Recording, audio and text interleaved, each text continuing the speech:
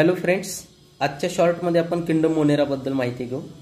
Kingdom मोनेरामध्ये all unicellular प्रोकॅरियोटिक organism ठेवलेले आहेत। Kingdom मोनेराचा sole member आहे बॅक्टेरिया। बॅक्टेरिया हे मोस्ट अबंडंट मायक्रो ऑर्गॅनिझम आहेत। हँडफुल ऑफ सॉइलमध्ये हंड्रेड्स ऑफ बॅक्टेरिया आपल्याला पाहायला भेटू शकतात। बॅक्टेरिया सगळीकडे प्रेझेंट आहेत, एव्हरीवेअर, म्हणजे कुठे तर डेझर्टमध्ये, डीप ओशियनमध्ये, हॉट स्प्रिंगमध्ये, एअरमध्ये, वॉटरमध्ये आपल्याला पाहायला भेटतात।